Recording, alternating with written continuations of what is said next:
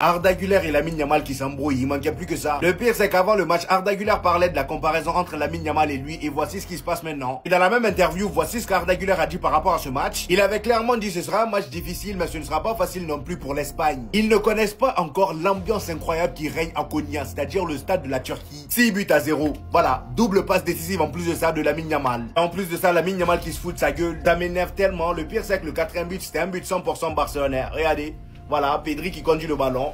Il la met à Lamine Yamal. Là, il y a Ferran Torres qui va dédoubler. Passe de Lamine Yamal. Allez, tiens, but. Il y avait que des buts comme ça. 1-2, 1-2. C'était trop facile. Et pour le cinquième but, Lamine Yamal qui fait les efforts défensifs. Il contrecarre le ballon. Contre-attaque de l'Espagne. Regardez-moi ça. C'est le but de Merino. Regardez. Lamine Yamal qui fait un appel. Il part. Il fait la passe. Merino qui a le ballon. Il va enrouler.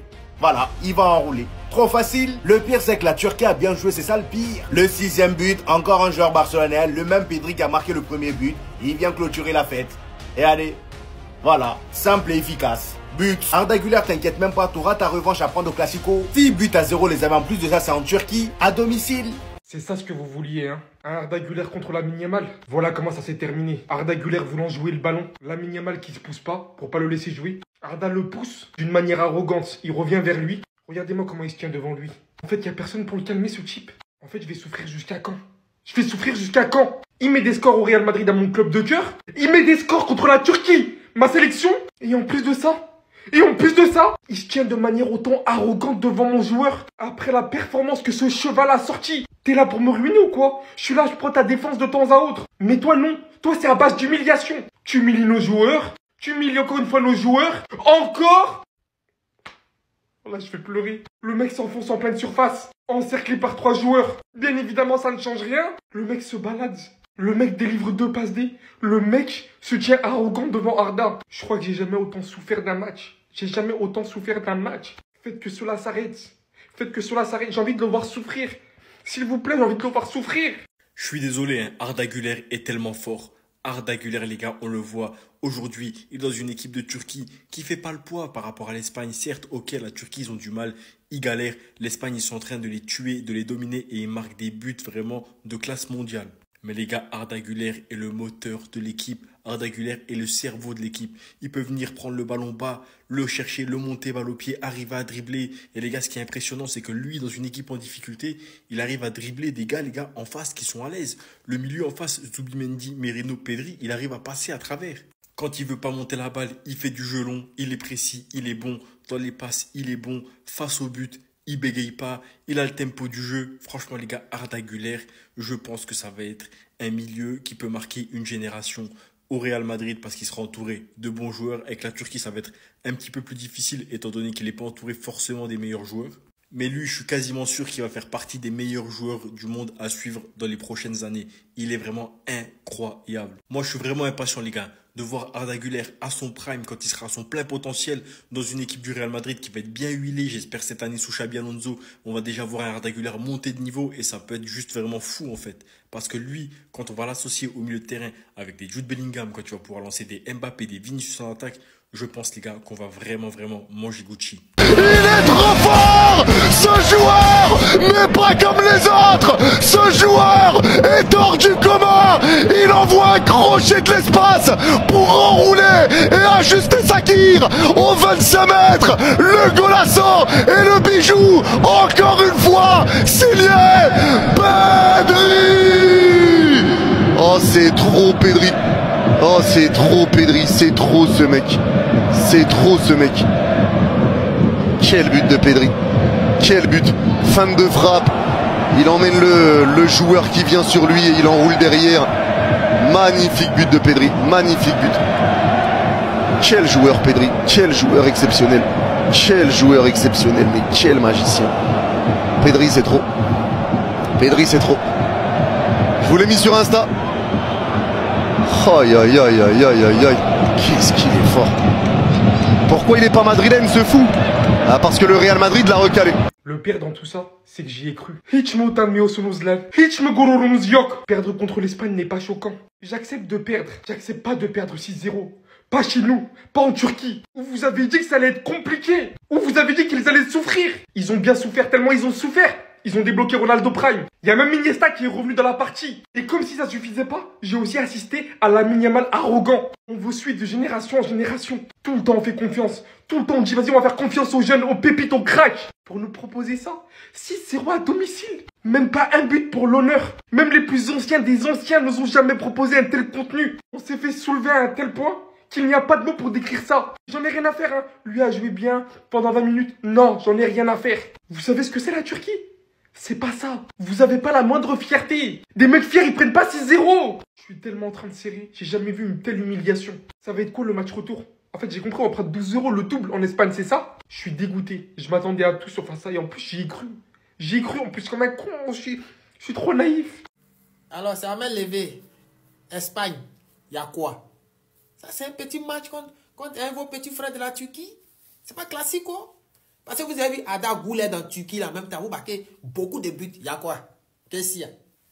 Calmez-vous. Ça, c'est pas classique, quoi. Les Yamal, là, ils sont tas comme ça, les joueurs du Barcelone, ils sont tas sur les petits. Un enfant de 20 ans. Vous êtes en tas sur lui comme ça. C'est quoi?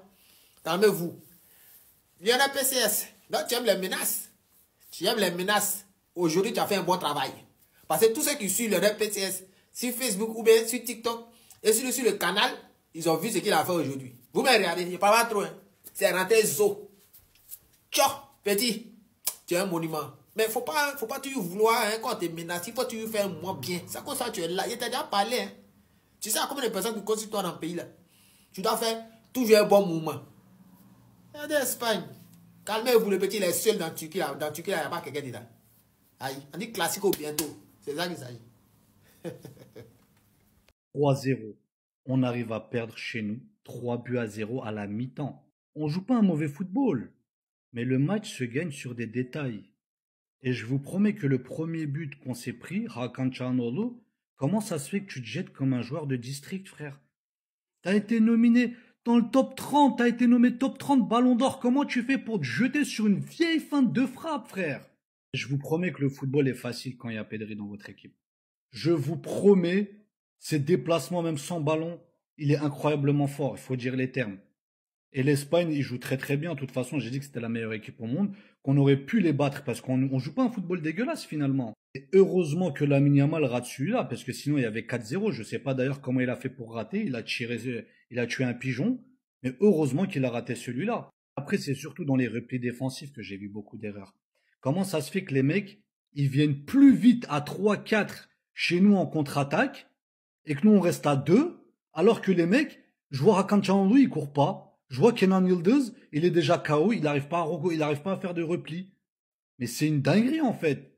À chaque fois qu'on joue contre des grands noms, on dirait que ça claque du cul. À un moment donné, il faut poser ses cojones sur la table. Et on sait qu'on peut faire quelque chose d'intéressant face à l'Espagne. Non, l'Espagne, ils sont trop forts. En fait, c'est pas que la Turquie, ils sont nuls, les gars. Ils sont bons, il y a de l'ambiance, le match, il est vivant. Mais l'Espagne, ils sont injouables. De toute façon, même contre la France, c'était pareil. Et devant, ça va trop vite. Au milieu de terrain, il y a trop de qualité. Il y a trop de qualité. Récupération de balles, des bonnes passes. Ça va vite vers l'avant. Derrière, c'est solide. Et ils ont un gardien. Tu veux faire quoi? Rien.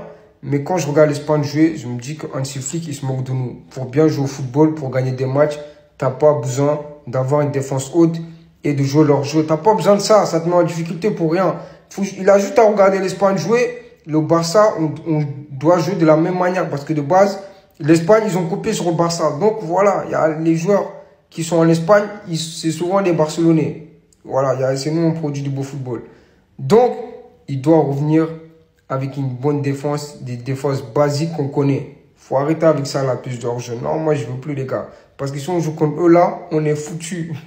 Mais en fait, là, l'Espagne, ils veulent discuter avec personne. C'est un match d'entraînement. Regardez-moi les buts qui marquent. Pedri qui te fait un crochet et enchaîne avec un enroulé. Ça commence à faire beaucoup. Deuxième but, encore une fois, ça part de Pedri. Cucurella qui fait une passe dans la surface. 1-2. Allez, ça revient sur Merino. But. Ça part tellement vite que même ma voix ne suit pas. Regardez. 1-2. Allez, tiens. But. C'est simple. Beaucoup trop simple même. Le troisième but, encore plus insolent que les deux premiers. Regardez-moi comment ça part. Tu sais même pas comment ils réussissent à se trouver. Regardez. Tellement ils sont nombreux dans la surface, c'est beaucoup trop facile pour eux. Et le pire, c'est qu'il y a toujours le même joueur au départ, Pedri. Je m'attendais à ce que la Turquie les titille un peu aujourd'hui, sauf que non, ils sont trop forts. Heureusement que Lamine Yamal gagne ses occasions, sinon ils auraient été à 5-0 juste en mi-temps. Et pourtant, le gars, il s'amuse sur son côté. Regardez-moi cette course. Il prend le ballon, allez tiens, personne ne l'arrête. Il part jusqu'à dans la surface, il fait ce qu'il veut. Là, il vient, tiens, il vient, il chouk. Il aurait pu faire la passe à son coéquipier qui était bien placé. Malheureusement, il a voulu tenter, il a raison. Et moi, c'est cette occasion-là, j'ai pas compris comment il a réussi à rater ça. Juste après, elle a regardé le terrain comme si c'était le terrain le responsable. Là, la Turquie est complètement dominée, il n'arrive à rien faire. Déjà, il n'y a qu'à voir les stats. À la 40e minute du match, il y avait 12 tirs pour l'Espagne et seulement 3 pour la Turquie. Sans compter le 3e but de l'Espagne qui est venu après la 40e minute. Là, à la fin de match, je m'attends à un gros score. Grande partido, excepcionale partido, grande, excepcionale, parfait, football. Les gars, on est qu'à la mi-temps du match entre la Turquie et l'Espagne, mais je suis déjà obligé de faire une vidéo sur le match. Qu'est-ce que ça pue le football? Qu'est-ce que ça respire le football? Qu'est-ce que ça transcende le football? Le niveau collectif de l'Espagne sur cette première période, c'est extraordinaire. L'Espagne mène 3-0 en Turquie. Non mais on parle pas des îles Féroé sans leur manquer de respect bien sûr. 3-0 à la mi-temps en Turquie. Et le niveau de football proposé, je vous jure, je suis avec des amis, ils regardent tous la finale de l'US Open au tennis. J'ai pas bougé de mon ordinateur. C'est extraordinaire la manière dont l'Espagne joue au football. Avec cet homme, on en parlera sûrement à la fin du match, Mikel Merino qui est déjà auteur d'un doublé. Mais est-ce que vous avez vu le deuxième but de l'Espagne? T'as l'impression d'être dans FIFA. Ils ont enchaîné 3 passes en une touche dans la surface turque avant que ça se transforme par un enroulé pied gauche de Merino. Pedri, alors Pedri, bon, on va en parler, allez, calmos parce que voilà, mais le niveau collectif de l'Espagne, je vous le dis, ça me rappelle l'Espagne de la grande époque. Et cette équipe-là, à la Coupe du Monde, ça risque d'être grandiose. Ils sont complets à tous les postes. Ils ont de la qualité à tous les postes. Et ils ont une connexion entre eux. Waouh!